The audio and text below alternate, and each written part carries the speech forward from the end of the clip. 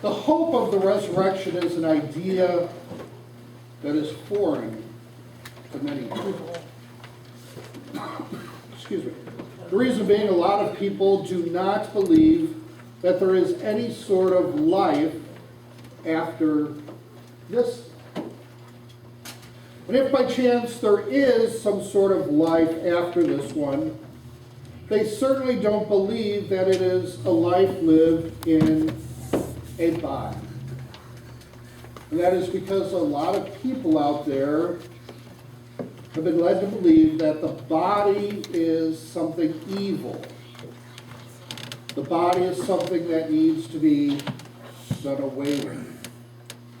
That the body is a mere shell that needs to be discarded to free that inner being. It's tempting to see the body as something to be rid of, as something that is detrimental, as something that is constraining.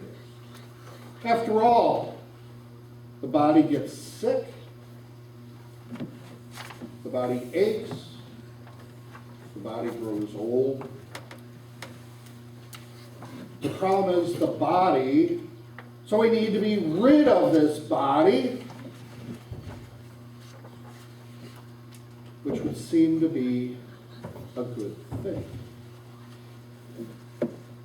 And this denial of the resurrection of the body is not something new. We hear it in our readings from Luke this morning. We hear back all the way back in Jesus' day that these people known as the Sadducees, that they denied the resurrection of the body. And though they denied the resurrection, they asked Jesus a question about the resurrection. Now they asked not out of curiosity, but they asked because they were trying to discredit Jesus. They were trying to catch Jesus in some sort of false teaching. So to that end, they asked Jesus this question about a woman who has had 7 husbands, but no children. Since they asked in the resurrection, therefore, whose wife will she be? Seems like a reasonable question. And while it seems like a reasonable question, it's the wrong question. Jesus puts forward a teaching for us this morning about the hope of the resurrection. Now, the first point Jesus makes about this hope is the error in the way of their thinking.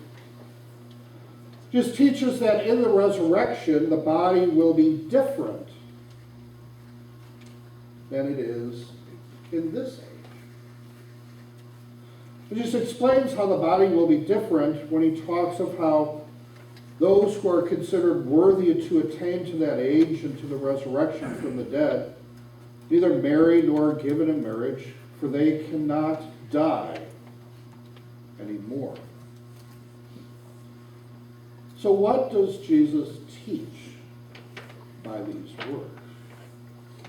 Well, for starters, he affirms that there is indeed a resurrection of the body. In particular, here Jesus affirms a resurrection of the body for those who believe in him for forgiveness and everlasting life. Jesus also teaches that people will no longer be given in marriage, and that is because of the command to be fruitful and multiply will no longer stand, because man will no longer die. There will be no more need for people to replenish the world, to replenish those who have died.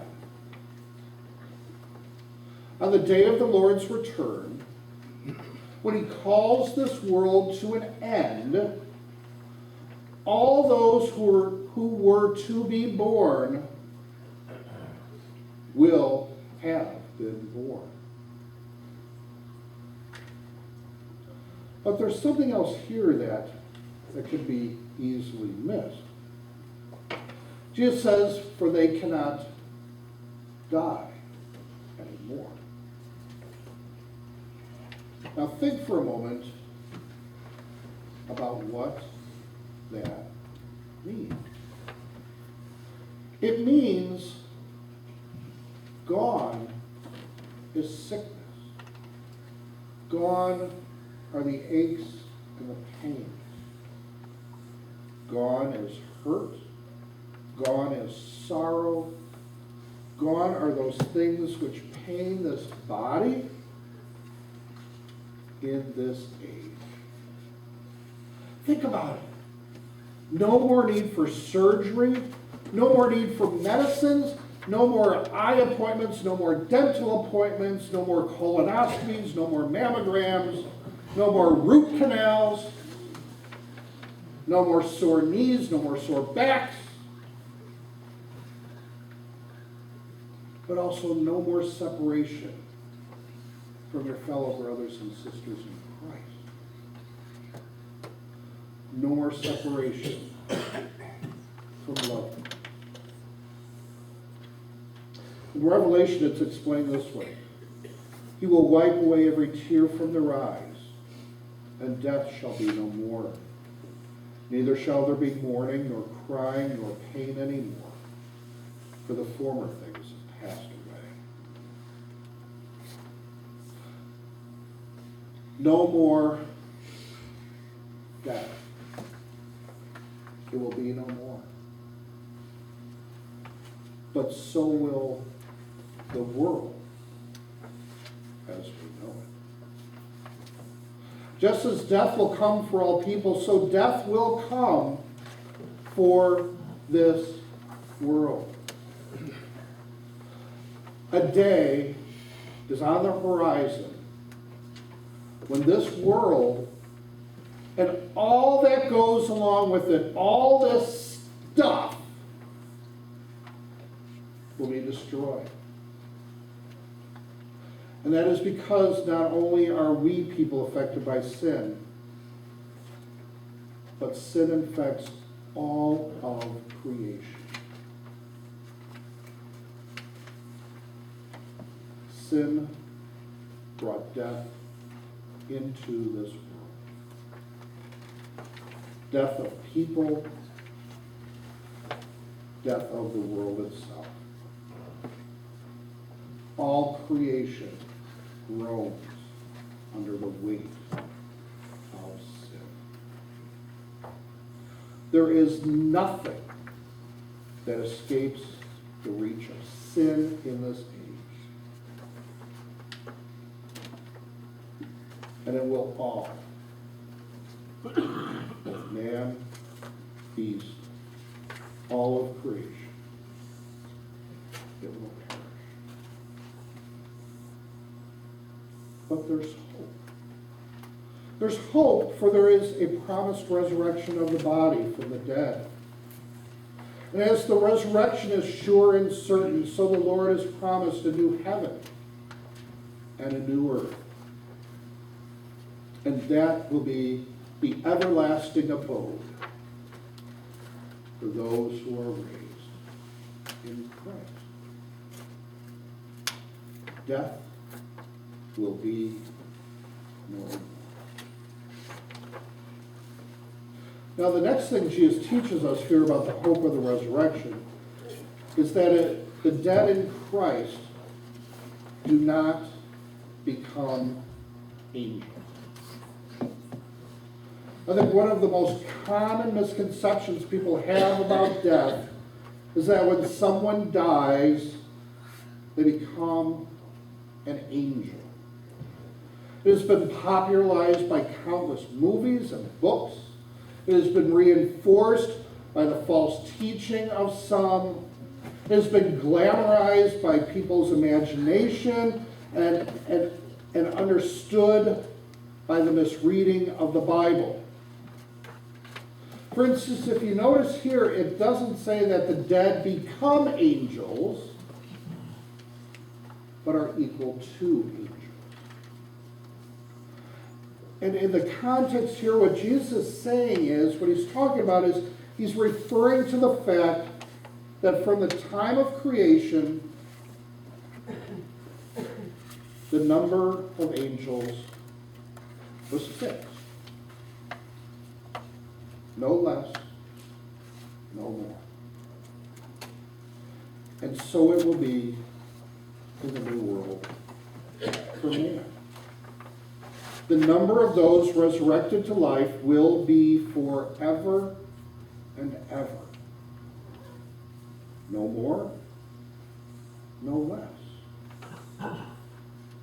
For gone is death.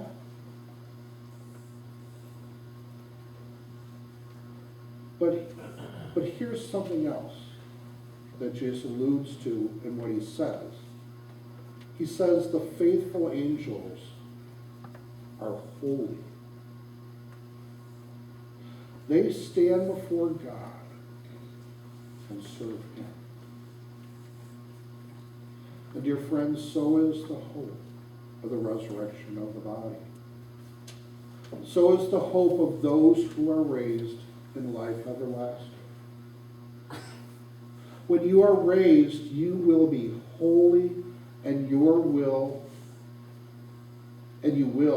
as Job says, you will see Jesus face to face in the flesh. You won't have wings, but you will be raised in your glorified body. Now, what that means exactly, don't know. Don't know for sure, other than what has been revealed, other than what we've talked about. You will stand before the Lord. You will be holy and righteous. You will be free. You'll be free from the curse of sin. You'll be restored to that image that was lost in the garden when man fell into sin. You will once again walk with God, to dwell in his presence as the angels do. Lastly, the hope of the resurrection of the body is certain because he is a God of the living. If you notice, when Jesus tells the story of Moses in the burning bush, he tells how God spoke and calls himself the God of Abraham, the God of Isaac, and the God of Jacob. But there again, if you're not careful, you miss the subtle points. Notice he doesn't say, I'm the God, that he doesn't say he was the God of Abraham, Jacob, and Isaac. But he says, I am the God of Abraham, Jacob, and Isaac. When Moses says, who shall I say you are? He says, I am who I am. What Jesus is saying here, that though Abraham, Isaac, Jacob, though their bodies rest in the ground, those bodies will be called back to life. And we have a glimpse of this in Jesus. Jesus, born of the flesh to the Virgin Mary, who would live the perfect life under the law, yet he would die as a sinner during a sin of all. His blood would be shed upon that cross, and there he would die. But 3 days later he rose. And then he ascended back to his Father's right hand. You, dear friends, worship a holy and just God. But unlike all other people out there, you worship a living God. A God that comes to you, not in a burning bush, but he comes here in his word and in sacrament. And since he is indeed here, the place where you stand, or literally right now sit, is indeed holy ground. You are in the presence of God. Armed with that knowledge, should that then perhaps impact how you do, how you act in this place? Should it be treated how you would treat your kitchen, your living room, your bedroom? Or should there be a feeling of humility in coming in the presence of the living God? Should you carry on as if you are at a party or a sporting event, or in reverence that you are before your very Maker, Redeemer? You may not be asked to take off your shoes, but there's something to be said for that when you pass through those doors in the back of the sanctuary or the nave, that you are leaving the realm of the world and you are entering into the kingdom of God. God is truly living, and he is here in this very place, serving you forgiveness, life, and salvation. You may not feel him, but he is here in his word. And he tells of all of his actions of love for you. He is here in his body and blood under the bread and the wine of the Lord's Supper, which is given and shed for you for the forgiveness of sin. He is here in this place, this day, this very day, preparing you for the hope of the resurrection of the body. What a wonderful, what a gracious God you have. What a benevolent God that for the sake of his own dear Son, he promised that you will be raised from the dead. You will live with him in body forever and ever. Because through faith, you are forgiven of all of your sins. In the name of the Father, and of the Son, and of the Holy Spirit. Amen.